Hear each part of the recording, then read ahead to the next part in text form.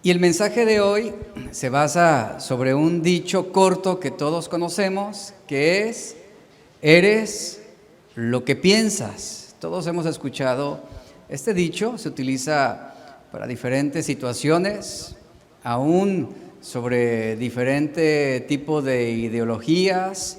El humanismo, filosóficamente también es muy común este dicho entre las personas. Y este es un dicho muy popular y conocido sobre todo en el mundo de la motivación personal o también en el mundo metafísico. Este dicho, en su contexto humanista, lo que significa o la aplicación que tiene este dicho es, humanamente hablando, que nuestros pensamientos tienen el potencial de crear una nueva realidad. Es el uso que comúnmente se le da. ¿Qué significa esto?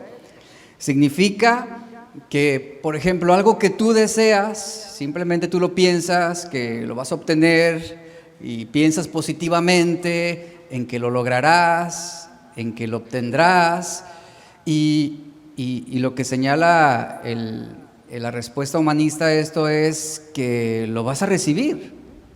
Pero nuestros pensamientos bíblicamente no es un convencimiento a nuestra mente de lo que queremos obtener o recibir. Lamentablemente también dentro del segmento cristiano esto se ha filtrado muy fuerte, donde cristianos enseñan o creen que si decretan o hablan positivamente sobre una situación y lo creen en su pensamiento, les va a suceder.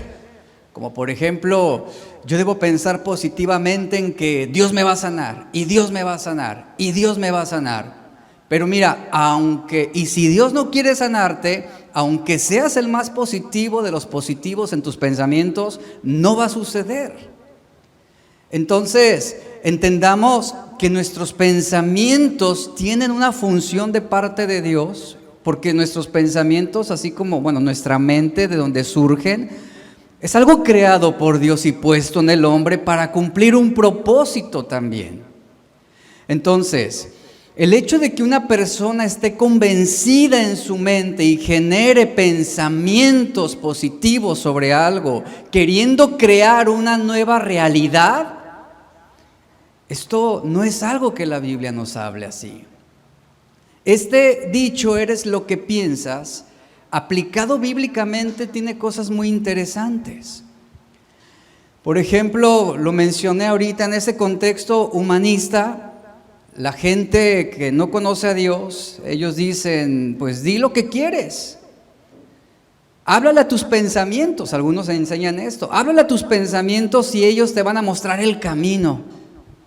O otra frase común en esto es, eres en última instancia el producto de tus pensamientos. Ese es el segmento humanista que enseña esta clase de filosofía. Entonces, lo que quieren decir es que si tú eres un fracasado, es porque así piensas. Ese es el argumento. De que si no eres exitoso, es porque no tienes pensamientos de éxito, sino de fracaso. Es la aplicación que se le da a este dicho en el mundo, en lo secular. Sin embargo, hoy vamos a ver cómo lo podemos aplicar bíblicamente.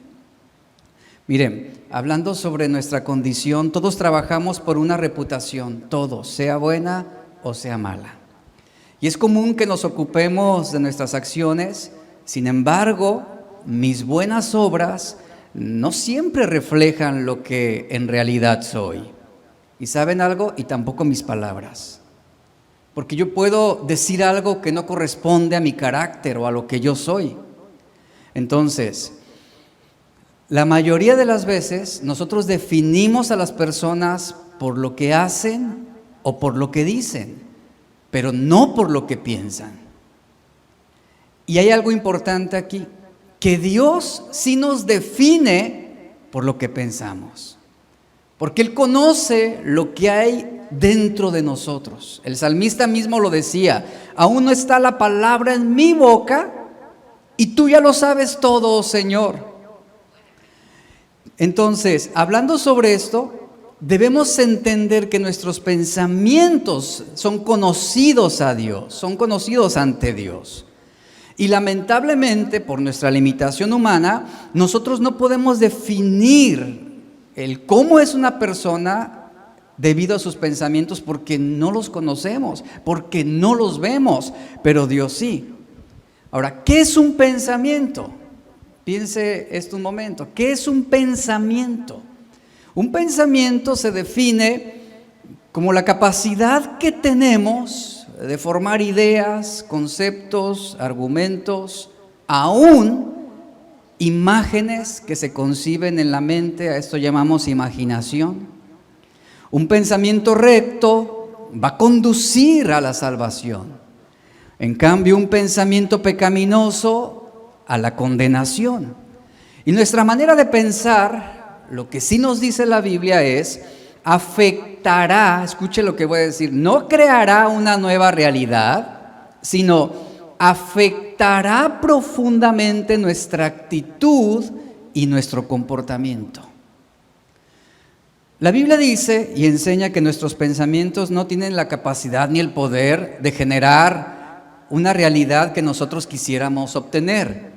Pero sí nos dice la Biblia que nuestros pensamientos van a influir en lo que somos y en lo que hacemos. Y ahí yo quiero enmarcar eso, van a influir. En Primera de Crónicas 28:9 dice: Jehová entiende todo intento de los pensamientos. En 2 de Corintios 10:5 Pablo escribe: llevemos todo pensamiento cautivo a la obediencia a Cristo. Y en Proverbios 23:7 leemos: porque cuál es su pensamiento en su corazón, tal es él. Es lo que enseña. Entonces, lo que pensamos es lo que va a influir en lo que hacemos. Y repito esto: un pensamiento no crea una nueva realidad. Un pensamiento tiene el potencial de inducir nuestra voluntad para tomar una decisión que llevará a una conducta. Un pensamiento tiene la capacidad de provocar un sentimiento, y ese sentimiento va a impulsar una decisión para tomar una acción. Esto es tan sencillo, y esto se ha explotado ahora con la modernidad en la mercadotecnia, en la publicidad. Basta con que usted simplemente vea una promoción sobre una rebanada de pastel o una hamburguesa o un lugar de vacaciones, y aunque usted no esté ahí en ese lugar, su pensamiento ya está generando un sentimiento de lo que sería, por ejemplo, ir a unas vacaciones a Dubái, y usted no está ni ahí. Y ni tiene los recursos para llegar a Dubái, pero usted, su pensamiento ya, usted está teniendo esa experiencia. ¿Por qué? Porque ese pensamiento ha provocado un sentimiento. Y en otras situaciones, ese sentimiento, llámese una hamburguesa, llámese un pastel, llámese algo que usted disfrute comer, genera ese sentimiento de decir: quiero comer esto. Quiero comprarme esto, me gustó, se me antojó el ver el póster o la imagen o la publicidad, se me antojó comer esto el día de hoy. Eso va a impulsar que tú tomes la decisión de ir a ese restaurante y comer a lo que tu pensamiento generó un sentimiento. Entonces, para poder lograr una acción, primero se debe sembrar un pensamiento. Pienso no para luego existir, sino pienso para luego sentir, y siento para después hacer. Vea esos tres verbos importantes, que es pensar, sentir y hacer. Un pensamiento va a influir consistentemente en nuestros sentimientos, y estos van a condicionar lo que vamos a hacer. En otras palabras, nuestra forma de pensar lo que hace es predisponer nuestras acciones. La gente piensa algo y se predispone. Por ejemplo, podemos decir, si tan solo pudiera bajar de peso, ¿qué? Sería feliz, dicen algunos. Sería feliz. Usted ya está predisponiendo su felicidad ¿a qué? A bajar 1 kilo, 2 kilos, 5 kilos. Y si no logra ese objetivo, va a ser infeliz. Otro pensamiento es el siguiente: si tan solo tuviera más dinero, podría sentirme exitoso. ¿Se da cuenta? O sea, pensamos sobre algo y nos predisponemos. Y como no tengo dinero, entonces nunca podré ser exitoso. Es el punto o el argumento que se presenta. Algunos dicen, si alguien me amara, me sentiría especial. ¿Se da cuenta? Aún entre cristianos, pues Cristo dio su vida por ti, Él murió en la cruz, Él nos salvó, es suficiente su amor para encontrar plenitud. Pero vea con qué facilidad las personas piensan algo y se predisponen. En Génesis 3:1, que es una de las historias que todos conocemos, hablando sobre Adán y Eva, en Génesis 3:1 leemos lo siguiente sobre la influencia que tuvo la serpiente, es decir, Satanás, sobre Eva. Dice el versículo 1, y la serpiente era más astuta que cualquiera de los animales del campo que el Señor Dios había hecho. Y dijo a la mujer, ¿con que Dios os ha dicho? Le dijo a la mujer, ¿con que Dios os ha dicho, no comeréis de ningún árbol del huerto? Preguntó la serpiente, o sea, una pregunta retórica para la mujer. En este pasaje Satanás fue muy astuto. Esta pregunta, con que Dios les ha dicho que no pueden comer de ningún árbol del fruto, esta pregunta tiene la intención de sembrar primero un pensamiento en Eva. Después, lo que haría la serpiente es darle algo que sentir para predisponer sus acciones. La serpiente le dice, a ver Eva, en este momento, ¿hay algo que está fuera de tu alcance? ¿Nota el énfasis de la pregunta? ¿Hay algo que tú no tienes? Obviamente la respuesta iba a ser, sí, hay algo, lo que Dios nos dijo que no comiéramos. ¿Hay algo que te gustaría probar y que no puedes disponerlo? ¿Que acaso Dios no te ha dado libertad? ¿Por qué te limita? ¿Que acaso Dios te dijo que no comieras de todo árbol del huerto? Aquí había una manipulación en la pregunta. Y si notamos, la serpiente fue primero hacia la mente de Eva, sembró ese pensamiento. La predispuso a centrar su atención en aquello único que ella no podía poseer. Aquí Eva fue tentada en el momento en que ese pensamiento pecaminoso entró en su mente. Aún no se había convertido en pecado, simplemente estaba influyendo ya en la mente de Eva. Y todo pensamiento que entra en nuestra mente lo debemos examinar siempre, siempre basado en la palabra de Dios. Y es así como vamos a determinar si es apropiado continuar por ese camino o rechazamos ese pensamiento y lo reemplazamos con otro. La Biblia dice en el versículo 2, dice, y la mujer le respondió a la serpiente diciéndole, del fruto de los árboles del huerto podemos comer.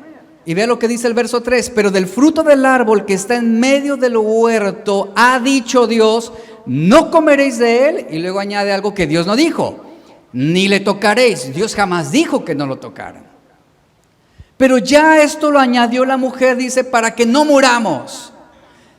Este énfasis que está poniendo aquí en el no lo tocarás, que Dios supuestamente había dicho, habla de que ese pensamiento ya estaba comenzando a influir en ella, porque aquí tergiversó lo que Dios había dicho. Esta pregunta tuvo por intención remover un sentimiento, Y deducimos que había una entonación manipuladora, algo así como lo siguiente: ¿estás segura que Dios realmente dijo que no puedes comer de todo? ¿Eso fue lo que Dios te dijo? Esa pregunta sonaba lo siguiente: Eva, ¿no habrás malinterpretado lo que Él te dijo? ¿Y qué generaba en ella? Duda. Está demostrado que tú puedes hacer preguntas de tal forma que suscite ciertas emociones en las personas. Por ejemplo, yo puedo acercarme a ti y preguntarte lo siguiente: ¿a poco la maestra de tu hijo realmente dijo que necesitas regresarlo de año en la escuela? O sea, ¿realmente dijo eso la maestra? O sea, lo que la maestra está diciendo es que tu hijo no es competente. Y empieza a sembrarse un pensamiento de duda en ti. O otra pregunta de este mismo estilo sería la siguiente: el preguntarle a una mujer, a una esposa: ¿realmente crees que tu esposo no esté mirando a otras mujeres? ¿Se da cuenta? Y entra la duda. Y algo que antes no considerabas, lo comienzas a apreciar. Le comienzas a dar valor e importancia. Eso es de lo que muchas veces nuestras mentes se alimentan. Por eso la Biblia nos invita que no debemos alimentar nuestras mentes con aquello que promueve pensamientos pecaminosos. Pablo dice en Romanos 13:14: vístanse del Señor y no provean para los deseos de la carne. Hay cosas que tú y yo sabemos que debemos evitar. Hay cosas que debemos evitar. Algunos deben evitar redes sociales. Algunos deben evitar amistades, páginas web, Netflix y situaciones que van a facilitar tu caída. Situaciones o relaciones que van a facilitar que tú te corrompas o que tú comiences a mentir o que faciliten que tú seas desleal. La serpiente le dijo a la mujer después en el verso 4, le dice: mira, Eva, te voy a decir una cosa, ciertamente no morirás. En otras palabras, Dios te está mintiendo. Dios aparenta ser bondadoso, pero si realmente Él fuera lo que tú piensas que Él es, no te pondría estos límites. Eva, no morirás si tú comes ese fruto. Te lo aseguro, te lo garantizo. Imagínese a la mujer con esta aseveración contundente en ese momento. Satanás tergiversando las palabras de Dios y ahora tratando de convencer a Eva de que Dios no es tan bueno como pareciera. Y la mujer, ¿qué sucedió en esto? Ese pensamiento quedó sembrado. La mujer comienza ahora a razonar sobre algo nuevo, un nuevo sentido de libertad, un nuevo sentido de soberanía, donde ella ya no necesitaría de Dios, donde no habría consecuencias de sus acciones. Y ahí está Eva dándole vueltas a ese pensamiento, porque obviamente no fue algo que se suscitó de manera inmediata o impulsiva, fue algo que Eva razonó, fue un pensamiento al que Eva fue dándole vueltas y vueltas y vueltas. Y ahí está la mujer con su mirada perdida, callada, pensativa, razonando sobre lo que la serpiente le estaba diciendo, encontrándole el sentido y la lógica a ese argumento.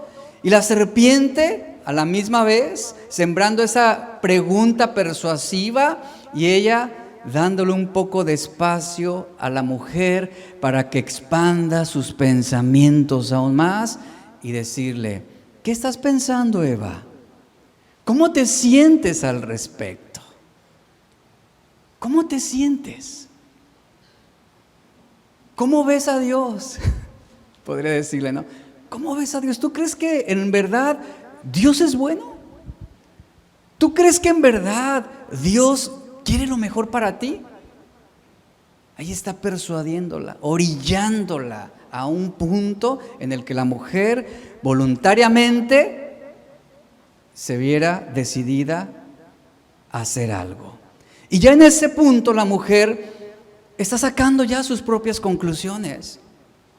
Ya Eva está pensando para sí misma, diciéndose, bueno, ¿y por qué Dios quiere limitarnos? ¿Qué es aquello que Dios no quiere que yo tenga? ¿Por qué? Si es cierto, ¿por qué si Él nos ama tanto, por qué nos restringe de ese único fruto? ¿Por qué? Y empiezan las preguntas. Y por la respuesta de la mujer podemos ver que ese pensamiento ya había comenzado a inducir un sentimiento en el que ella comenzaba a convencerse de que no necesitaban a Dios. Eva ya estaba en un punto en el que se decía a sí misma, me siento un poco confundida. ¿Por qué habría Dios de tratarnos de esta manera? ¿Por qué Dios no fue honesto con nosotros? ¿Por qué Dios tiene que ponernos esas restricciones? ¿Realmente no nos ama? ¿Por qué no nos está dando todo lo que quisiéramos? Y ahí está esta mujer comenzando a vacilar, quizás pudo decir, pues mira, la serpiente realmente ya se ha mostrado bondadosa conmigo, me ha dicho lo que yo he querido escuchar, sus pensamientos, lo que ella me ha dicho, la serpiente me ha dado esa paz. Pero ahí está la mujer, ahí está la mujer. Dios, en cambio, lo único que hizo fue mantenernos alejados de ese árbol. ¿Y por qué no podemos disfrutar de esa abundancia que Él nos ha dado? Y ese pensamiento para entonces ya había generado un sentimiento de poseer ese fruto prohibido.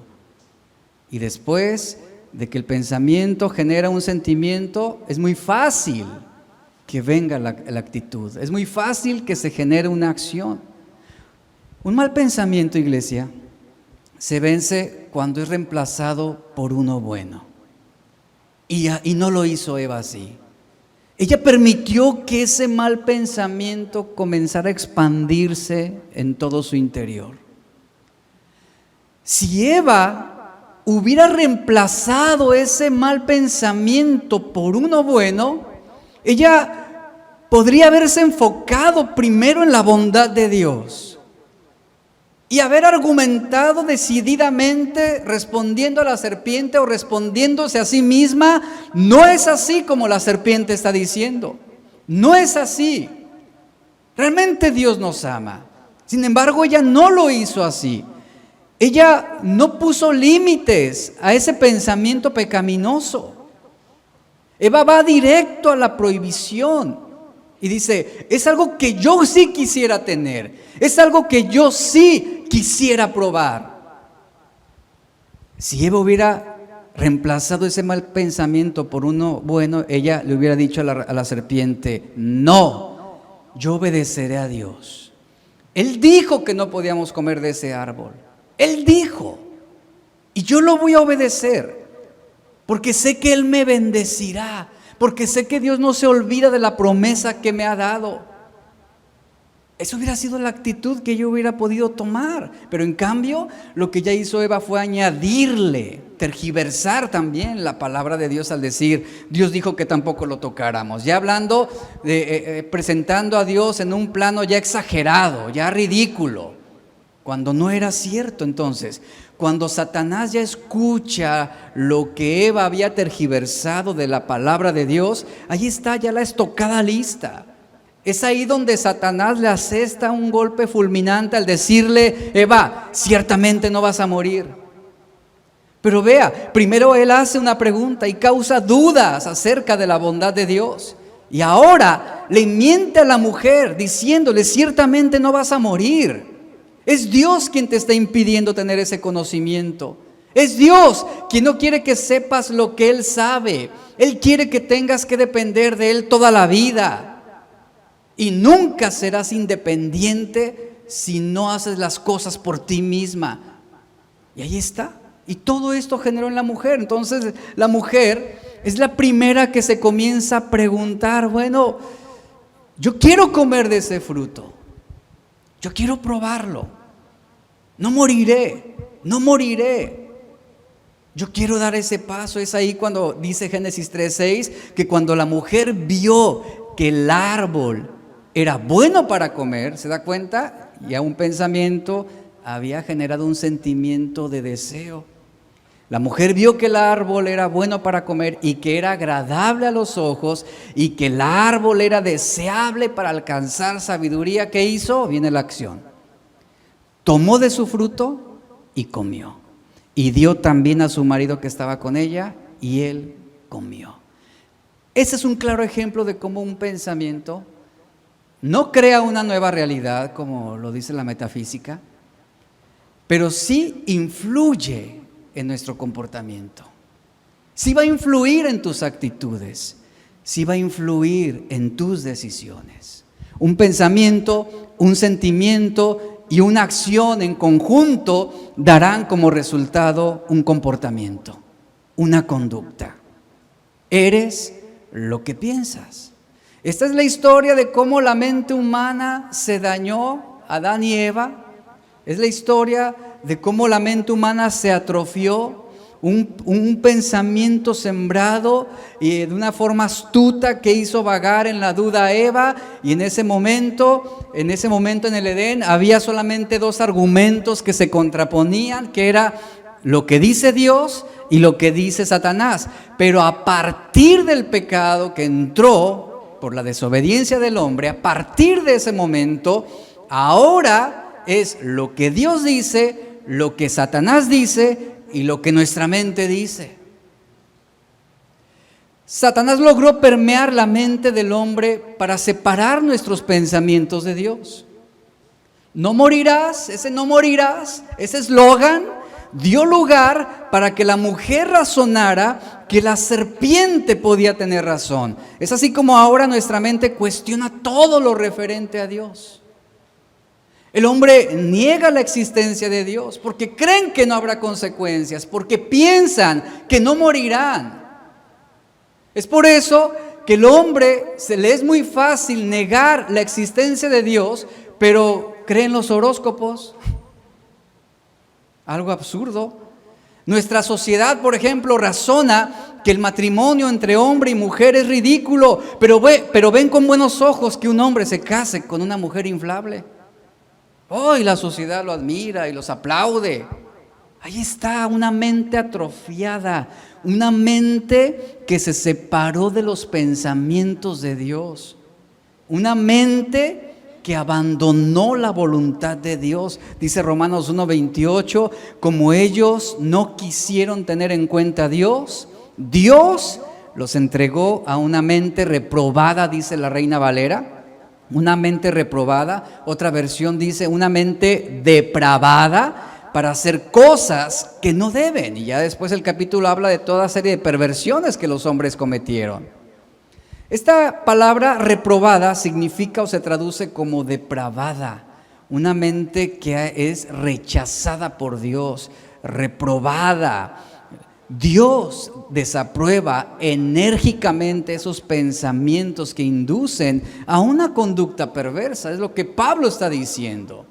Luego, consecuencia de esto lo podemos ver en Génesis 6:5, donde dice: y vio Jehová que la maldad de los hombres era mucha en la tierra, y que todo designio de los pensamientos de su corazón solo era de continuo, ¿qué? Lo malo. Ahí está, lo malo. Esta palabra designio, todo designio de los pensamientos, este término designio es la determinación de actuar de cierto modo o bajo ciertas intenciones. Este verbo designio habla sobre ese plan que nuestra mente está elaborando. Nuestra mente concibe la idea, trabaja la idea y elabora los medios para la ejecución. ¿Y cuál era ese plan que elaboraban los hombres según Génesis 6:5? Los pensamientos de su corazón eran de continuo solo el mal, es decir, una manufactura de obras perversas Todo el tiempo ellos estaban pensando en perjudicar, todo el tiempo ellos estaban solamente razonando en cuál sería su siguiente atrocidad. Y desde Génesis 3 hasta nuestros días, la mente humana es rechazada por Dios. ¿Por qué? Porque desde entonces, iglesia, desde entonces, por razón del pecado, los pensamientos de los hombres son de continuo solo el mal. Y hasta el día de hoy, ¿quién no tiene esa lucha interna con sus pensamientos? ¿Quién no se enfrenta continuamente a pensamientos de lascivia, de mentira, de traición, de orgullo? Y aun cuando tú quedaras solo en una isla ya abandonado, tú seguirías teniendo esa lucha con tus pensamientos. Porque es algo que el pecado dejó en nosotros. Dice 2 Corintios 3:14 que el entendimiento de ellos se embotó, escribe Pablo. Esta palabra embotar significa se petrificaron sus pensamientos. Por ese motivo, hasta perdieron el sentido común. ¿A qué punto hemos llegado de una mente atrofiada en que el día de hoy realmente algunos ya no saben distinguir entre qué es un hombre y qué es una mujer? Ya no saben. Tan sencillo como es ver a una persona o a un bebé recién nacido desnudo, el sentido común nos lleva a identificar de manera o sobre la base biológica lo que es un hombre y lo que es una mujer. Y es tan absurdo el pensamiento actual de los hombres que ni siquiera eso hoy pueden ya usar el sentido común para reconocer lo que es un hombre y una mujer. Ese es un pensamiento embotado. Se petrificaron, como dice el verso, se petrificaron sus pensamientos. Perdieron el razonamiento común. Perdieron el sentido común. Dice Efesios 4:17-18, esto pues digo y requiero en el Señor, que ya no andéis como los otros gentiles, que andan en la vanidad de su mente, teniendo el entendimiento entenebrecido. La palabra vanidad es vano. Andaban en la vanidad de su mente. La palabra vanidad también se traduce como una mente vacía, sin propósito, es decir, personas que todos sus pensamientos están desprovistos de un propósito, están desprovistos de bondad, están desprovistos de Dios, es lo que está hablando aquí. Y transmite la idea de aquello que es hueco, pasajero, sin valor. Y es sobre esa vanidad que el ser humano cae con facilidad en la idolatría, en la perversidad y toda clase de maldades. Porque no solo es una mente perversa, sino que además es una mente vana y vacía. ¿Vana y vacía de qué? De Dios. Porque es una mente apartada de la voluntad de Dios, una mente separada de los mandamientos de Dios. Es una mente que carece de sentido común, está hueca, no tiene pensamientos de bien, no tiene brillantez, es una mente inútil con respecto a las obras de Dios. ¿Por qué? Porque carece de pensamientos llenos de Dios. Es por ese motivo que muchos no ven con claridad. La falta de discernimiento espiritual se deriva a esa carencia de pensamientos llenos de Dios. No ves claramente, no piensas con certeza. La mente del hombre no puede razonar con claridad. Por eso la facilidad que muchos tenemos de tomar malas decisiones. De ahí surge, de ahí deriva. Dice el necio en su corazón: no hay Dios. ¿Eso de qué habla? De una mente que no razona con claridad. Y el hombre ve el universo, el hombre ve el sol, el hombre ve las flores, el hombre ve toda la creación de Dios, y aún y con toda la evidencia puesta frente a él, dice: no existe Dios. Pensamientos que carecen de Dios. Es lo que está hablando aquí. Ahora, muchas de nuestras decisiones se realizan sobre la valoración de nuestra mente, sobre lo que nosotros pensamos o lo que creemos sobre algo. Es por eso que es muy importante que nosotros meditemos la palabra de Dios, que la aprendamos, que la razonemos. ¿Por qué? Porque esa meditación de la palabra de Dios lo que significa es llenar nuestros pensamientos de Dios. Los salmos hablan mucho sobre meditar en la palabra de Dios, sobre meditar en las bondades de Dios, meditar en las maravillas de Dios. Lo que significa es llenando nuestros pensamientos de Dios. A eso te lleva la meditación de la verdad. Dice el Salmo 119, verso 15 al 16, en tus mandamientos meditaré, consideraré tus caminos, me regocijaré en tus estatutos, no me olvidaré de tus palabras. Eva había estado cerca del árbol con el fruto prohibido muchas veces antes, ya que estaba en el centro del jardín. No era algo nuevo para Eva. Y en ninguna de las demás ocasiones ella lo tocó, ni se acercó a él y ni siquiera mostró interés en él. No representó una tentación para ella. ¿Por qué? ¿Por qué? Porque sus pensamientos estaban llenos de Dios. Eso la llevó a mantener la decisión de darle la gloria a su Creador, diciendo: yo lo obedeceré, yo lo honraré, yo lo voy a agradar por encima de todas las cosas. Pero viene la serpiente y le dice: pero Dios te está privando, te está impidiendo de comer esto. Y ahí está el enemigo poniendo la atención de Eva en lo único que no podía poseer, y eso produjo que despertara en ella un deseo indebido.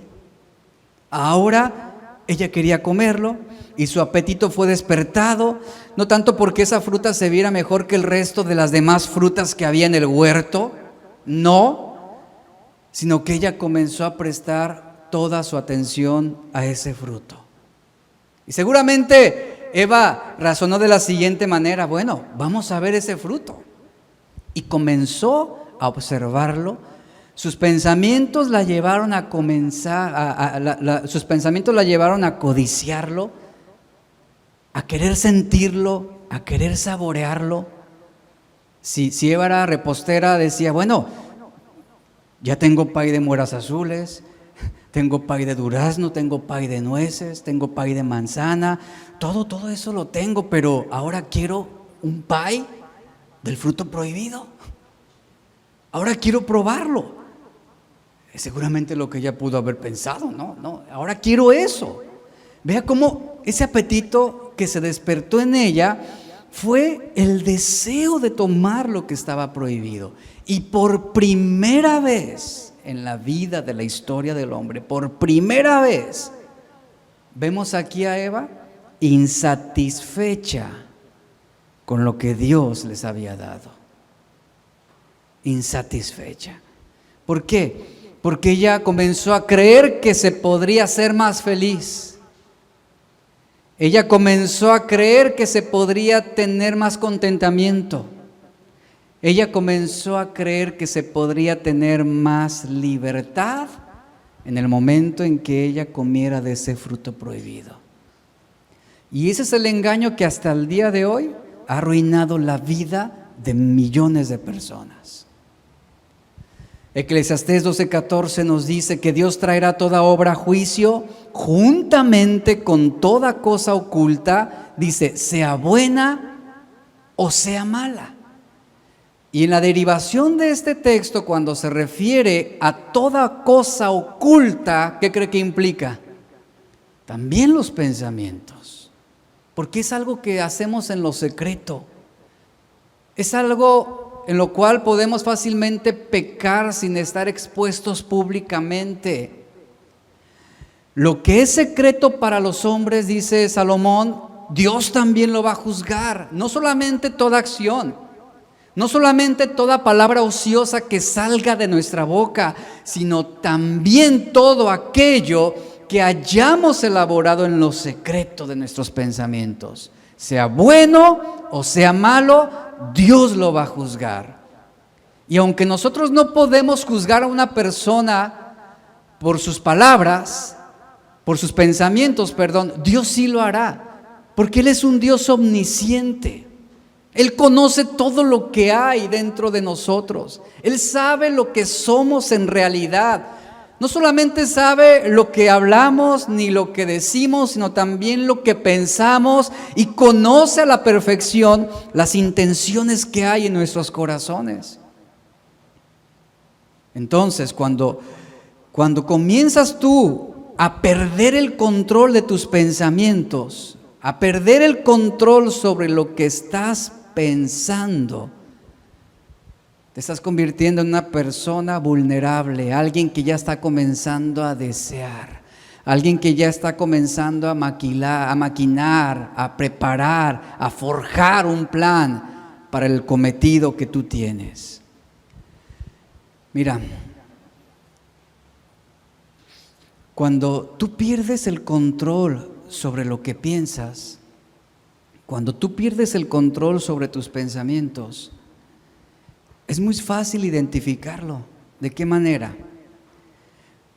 Número uno, porque comenzamos a perder la capacidad de reconocer el pecado. Cuando tú comienzas a perder el control, repito, sobre lo que estás pensando, número uno, perderás la capacidad de reconocer lo que está mal.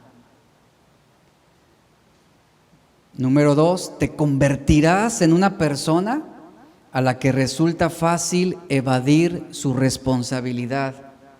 Y número tres, tendrás la facilidad para justificar una mala conducta, como lo hizo Adán.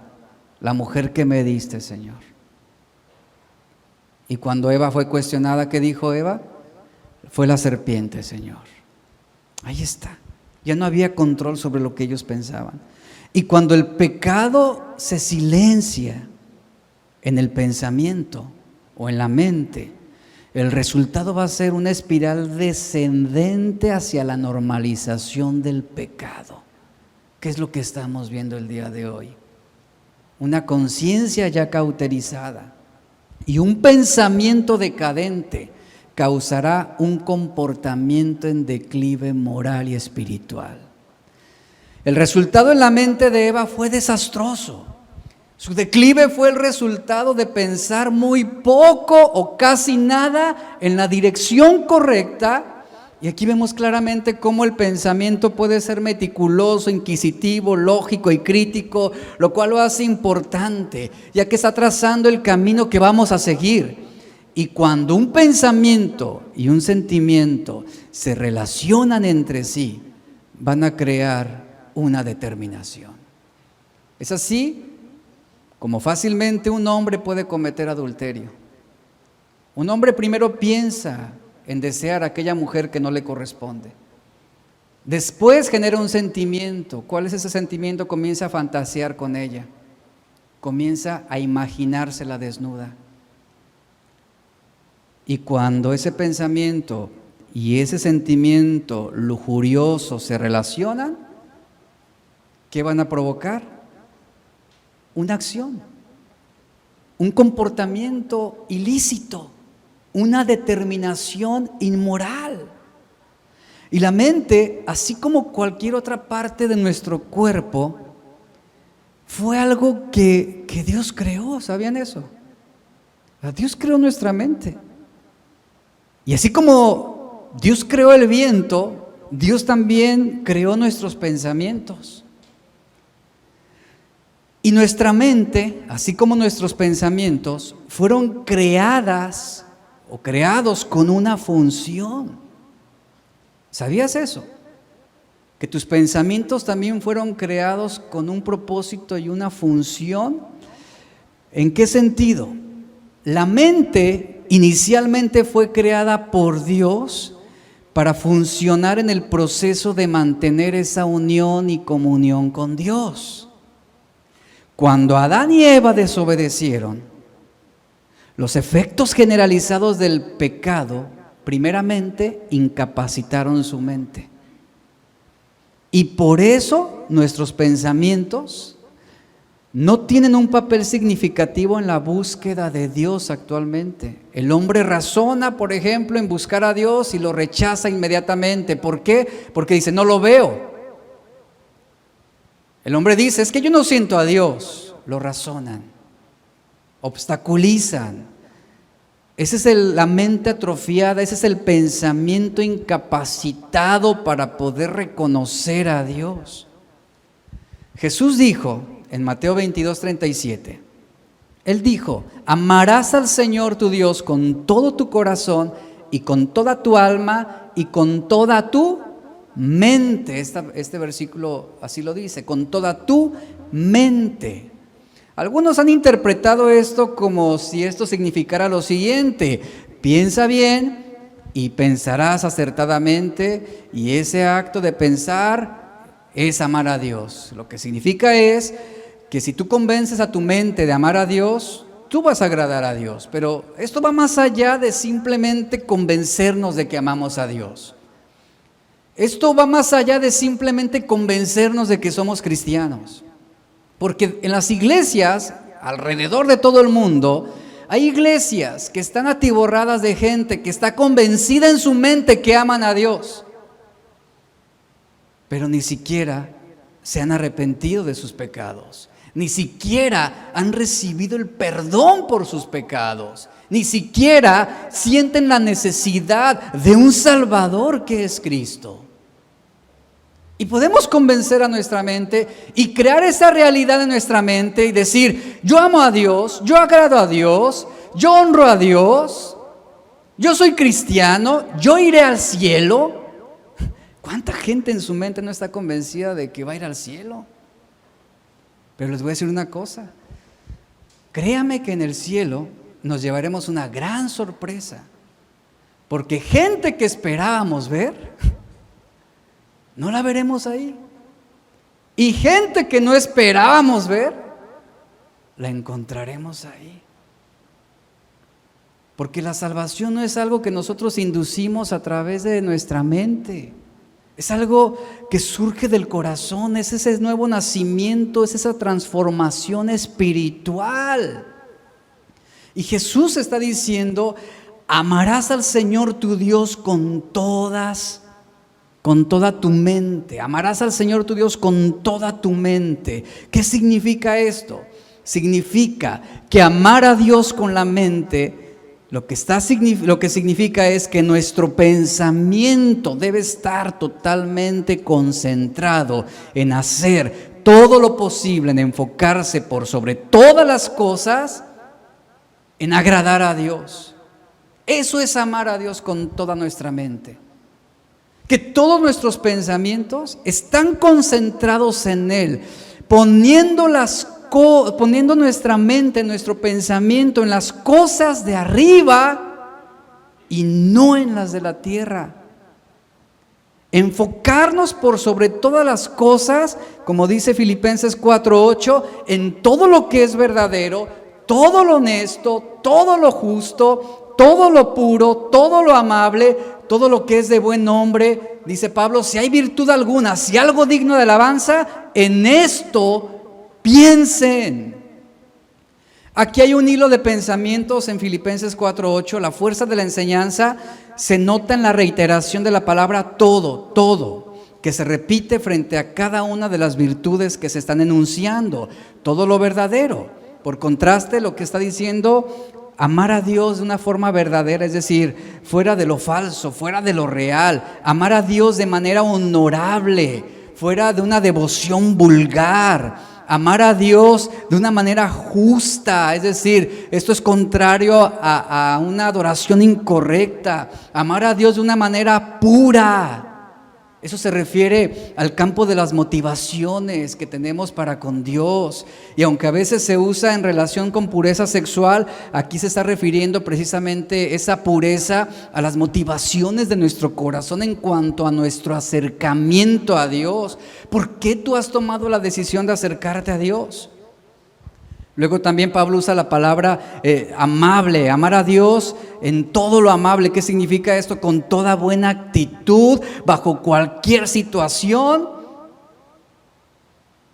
¿Y en qué también debemos pensar? En todo lo que es de buen nombre, en el sentido de una buena reputación, no solamente para con Dios, sino también para con los hombres. En eso, dice Pablo, en esto debemos ocupar nuestros pensamientos.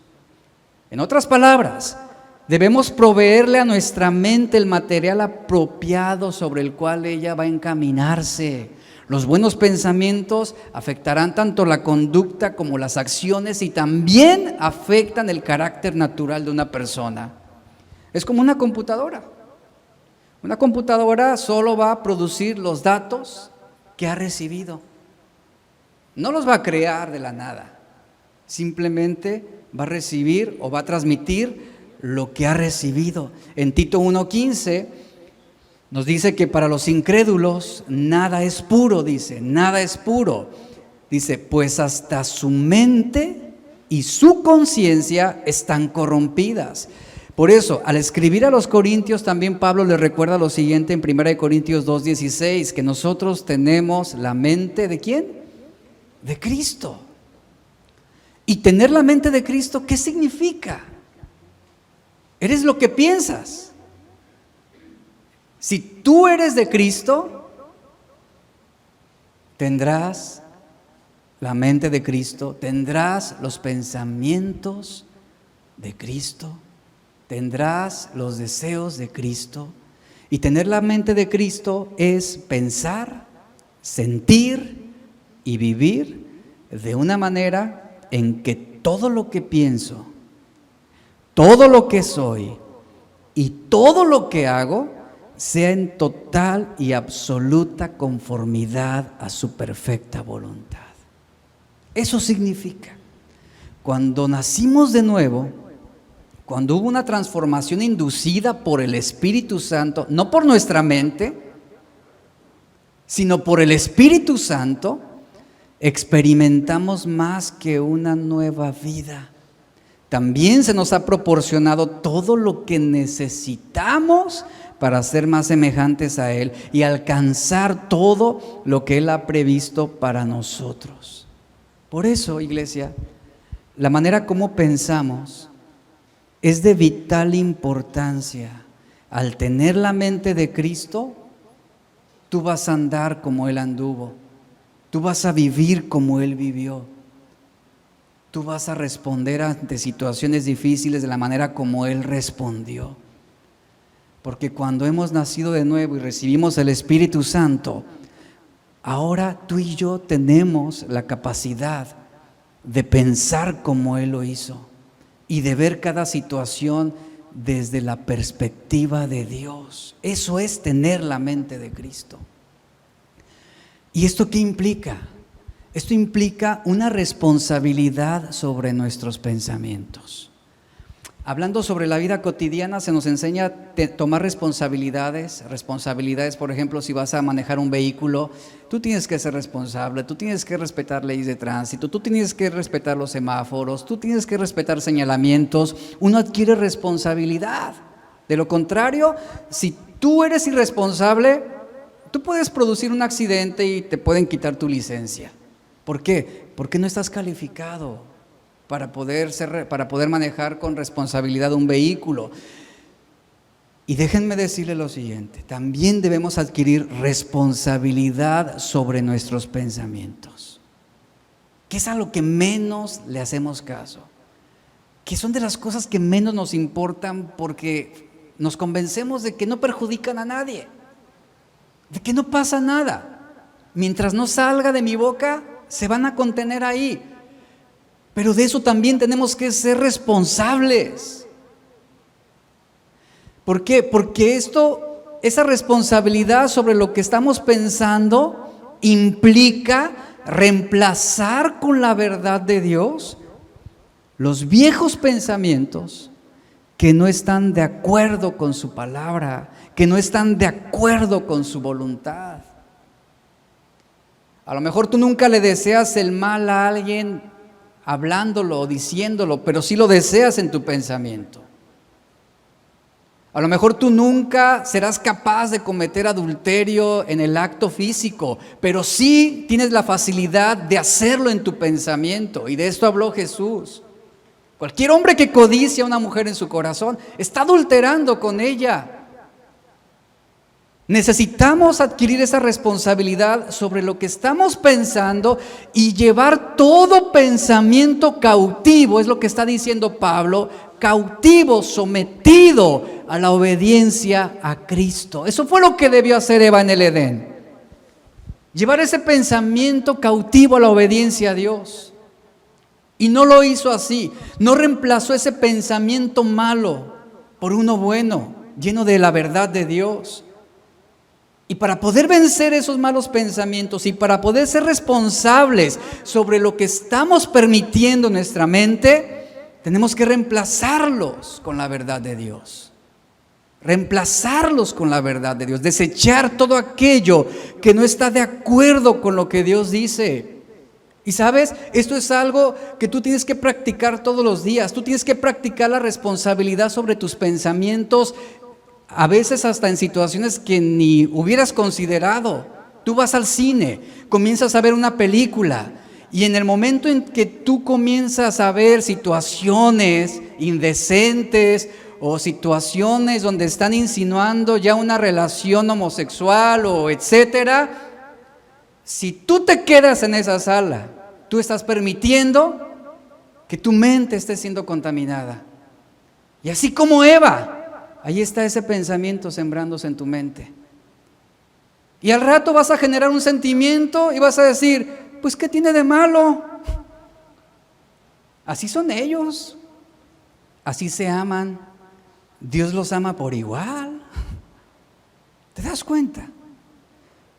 Debemos adquirir responsabilidad sobre lo que estamos pensando. Por eso debemos tener el discernimiento de filtrar las ideas que nos están bombardeando cada día.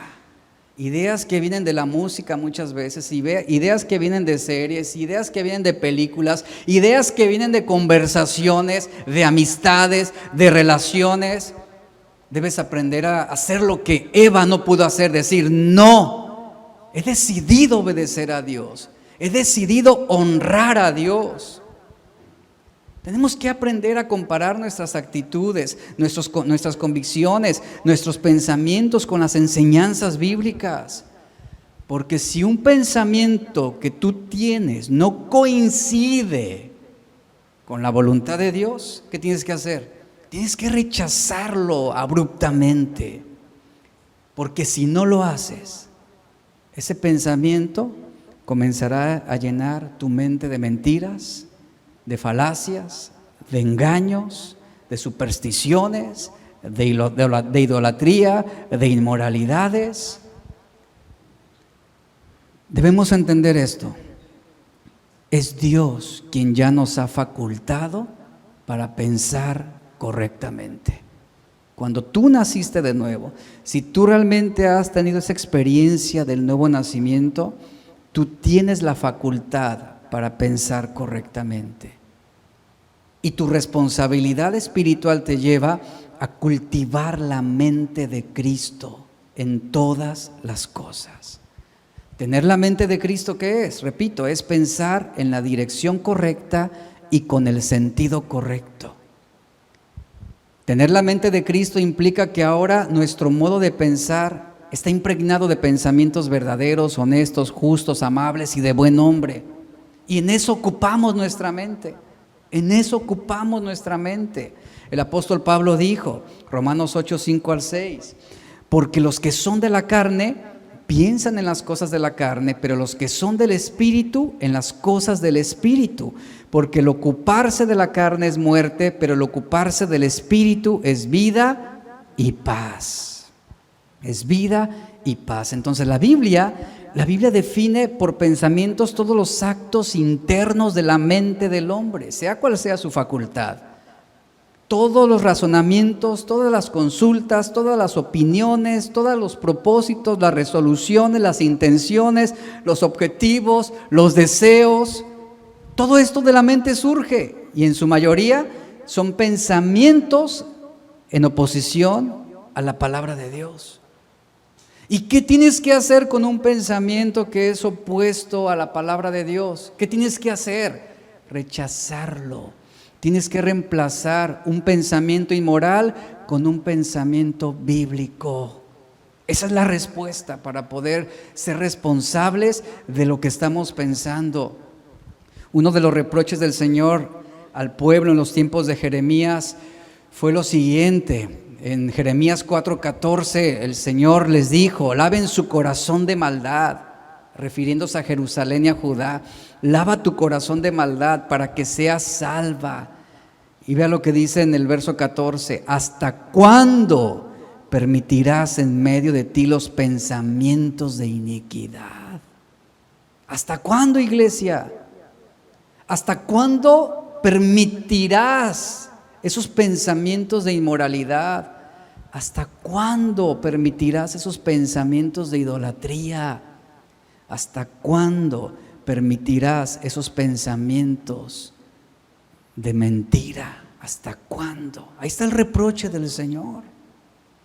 Y luego en el verso 17 dice: como guardas de campo la rodearán, porque se rebeló contra mí, dice Jehová. Verso 18: tu camino y tus obras te hicieron esto.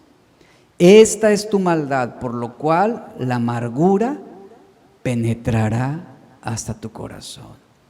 El Señor le estaba diciendo al pueblo de Judá y a Jerusalén en esos tiempos de Jeremías: laven sus corazones de maldad. El Señor estaba reiterando, diciéndoles: ustedes simplemente han demostrado un arrepentimiento de palabra. Ustedes simplemente han dicho que están arrepentidos de una manera fingida. Pero aquí vemos cómo Jeremías le ruega al pueblo que laven su corazón de maldad. Y que no es suficiente simplemente hacer una expresión externa de arrepentimiento, sino que tienen que apartar esos pensamientos de iniquidad. No es suficiente con que vengamos a la iglesia, no es suficiente con que digamos yo oro a Dios. Es necesario apartar esos pensamientos de maldad de nuestra mente. Tenemos que ser responsables. ¿Por qué? Porque el corazón puede ser un contenedor de pensamientos inmundos, y lo que surge en la mente se almacena en el corazón, y un mal deseo, la mente lo razona, pero el corazón lo atesora. Y ya atesorados, se convierten en un guiso de pensamientos inmundos para distribuir a todas partes. Porque es en el corazón donde se acuñan y forjan esos pensamientos vanos. Y es ahí donde nos llevan a elaborar un pequeño mundo de imaginaciones confusas y perversas. Y ahí está la pregunta, iglesia. Yo quiero que esta pregunta retumbe en tu corazón en esta tarde. ¿Hasta cuándo vas a permitir en medio de ti los pensamientos de iniquidad? ¿Hasta cuándo? ¿Hasta cuándo vas a permitir en ti esos pensamientos de adulterio? ¿Hasta cuándo vas a permitir en ti esos pensamientos que te inducen a la pornografía? ¿Hasta cuándo vas a permitir en ti esos pensamientos de infidelidad a Dios? ¿Hasta cuándo? La maldad en el corazón del pueblo de Judá trajo la amenaza del juicio de Dios. Es el contexto de esas palabras. Pero no era solo un problema del corazón lo que el Señor está reprochando. Era un problema también con los pensamientos de iniquidad que había en el pueblo. Se entregaron a sus malos pensamientos, y esos malos pensamientos fue lo que les hizo alejar a Dios de sus mentes. ¿Dios está cercano a ti? ¿Dios está cercano a tus pensamientos realmente? ¿Dios es cercano a tu mente? Porque esos pensamientos de iniquidad en el corazón, déjame decirte, son malos inquilinos. ¿Qué haces con un mal inquilino? Lo corres, le sacas sus cosas, le pones candado, cambias la chapa y no entras porque no entras. Así debes tratar esos malos pensamientos. Son malos inquilinos, Son huéspedes indeseables, malvados. ¿Por qué? Porque esos pensamientos te van a llevar al autoengaño, te van a llevar a la ignorancia, te van a llevar a la vanidad, te van a llevar a la idolatría y a toda clase de perversiones. ¿Hasta cuándo vas a seguir manteniéndolos? ¿Hasta cuándo vas a seguir permitiendo que esos malos pensamientos te impidan hacer lo que Dios quiere que hagas? ¿Por qué? Porque van a destruirte. Si tú no les pones un alto, si tú los permites a seguirse alojando en tu mente, créemelo, no van a aportarte nada bueno, van a destruir todo, van a dañarte emocionalmente, van a apartarte espiritualmente de Dios y te van a llevar a la condenación. Alguno puede decir, pero no se quieren ir. Si esos malos pensamientos se resisten a irse, ¿sabes qué? Déjalos morir de hambre. Mátalos de hambre. No los alimentes. No les des de comer. Tienes que debilitarlos hasta que pierdan su fuerza. No los alimentes más. ¿Hasta cuándo permitirás en medio de ti los pensamientos de iniquidad? Dice el Señor. ¿Hasta cuándo? En Isaías 66:18, aquí leemos, porque yo conozco sus obras y sus pensamientos, dice el Señor. Yo conozco sus obras y sus pensamientos. ¿Qué vas a hacer, iglesia? ¿Hasta cuándo tú vas a permitir esos pensamientos de iniquidad en tu corazón? ¿Hasta cuándo vas a tomar la responsabilidad de tu mente? Hay muchos que no pueden honrar a Dios y muchos que se ven imposibilitados de agradar a Dios porque sus pensamientos se han apartado de la voluntad de Dios.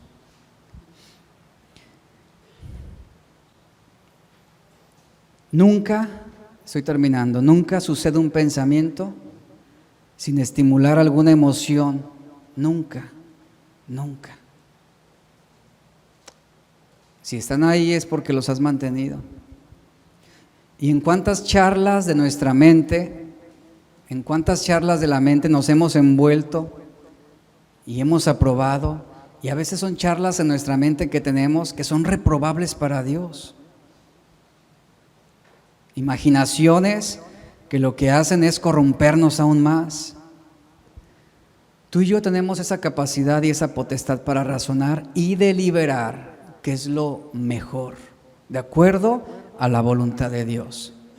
¿Qué vas a hacer?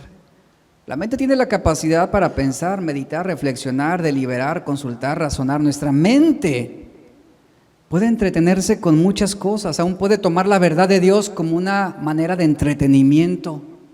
Esos son los oidores. Escuchan, deliberan, opinan, se emocionan, pero no obedecen, pero no hacen.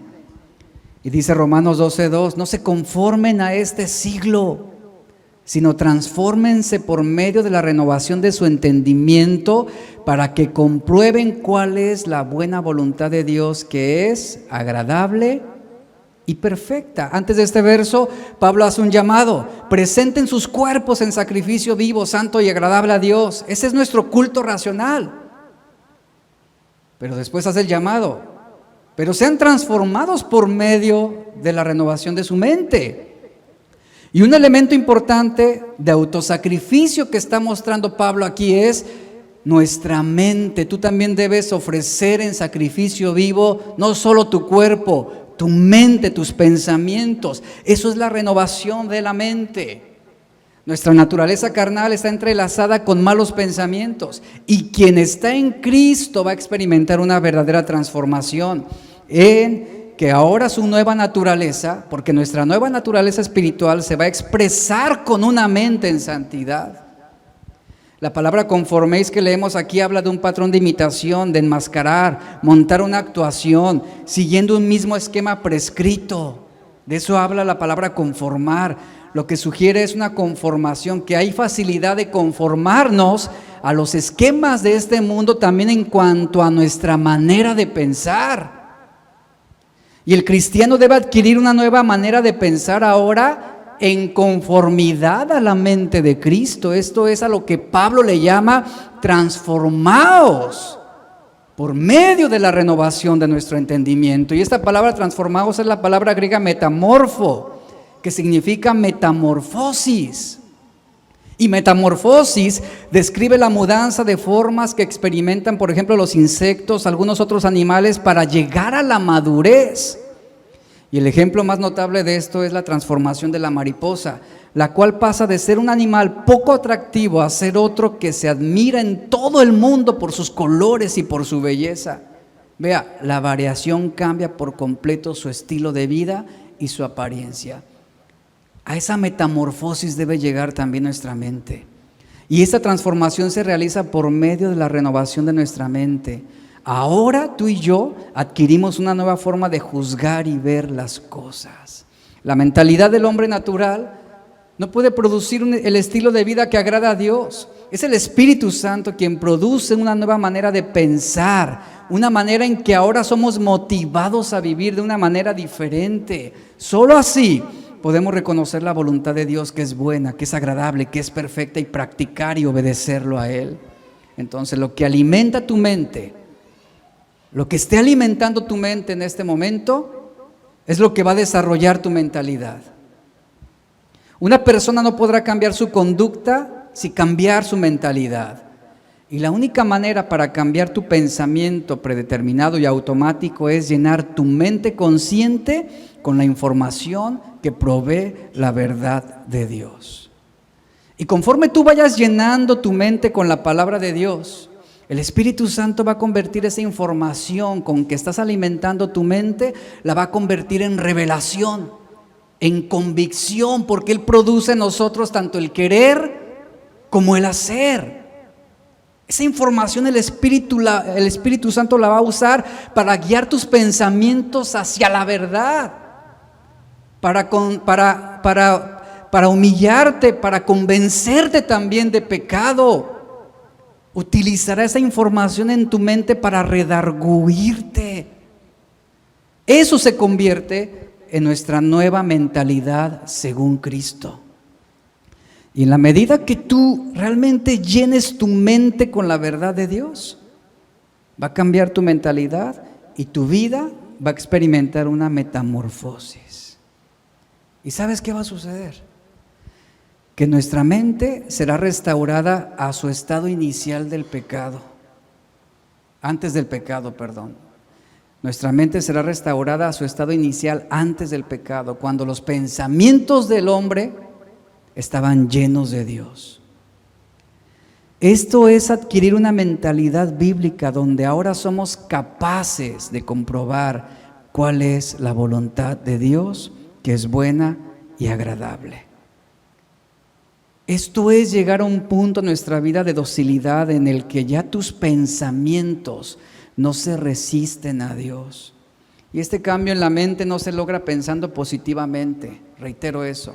No se logra pensando positivamente o generando pensamientos en tu mente para dejar de pecar, diciendo, voy a dejar de pecar, voy a dejar de pecar, no sucede así. No somos mejores porque pensamos correctamente, pensamos mejor porque el Espíritu Santo ha renovado nuestra mente. Esta mentalidad bíblica se refleja en nuestro carácter, en nuestros hábitos, en nuestros deseos, sentimientos, intenciones y conducta. Bajo este contexto, eres lo que piensas. Si eres de Cristo, tendrás la mente de Cristo. Colosenses 3:10 dice, y revestido del nuevo hombre, el cual conforme a la imagen del que lo creó, se va renovando hasta el conocimiento pleno. ¿Qué significa esto? Un conocimiento pleno, un conocimiento renovado es aquel que está lleno por completo de la palabra de Dios, y ese conocimiento en nuestra mente es lo que controla nuestros pensamientos y nuestra conducta. Una mente transformada Una mente transformada produce una voluntad transformada. Eres lo que piensas en ese sentido. Si tú eres de Dios, pondrás tu mente en las cosas de arriba, pero si tú no eres de Dios, tú pondrás tu mente en las cosas de la tierra. Pónganse de pie, por favor.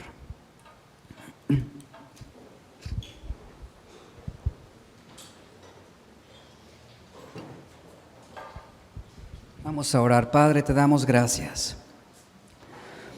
Gracias por tu palabra. Hoy tenemos un gran desafío para estos días, para esta semana, que es el adquirir una responsabilidad sobre nuestros pensamientos. Entendiendo que nuestros pensamientos inducen un sentimiento y ese sentimiento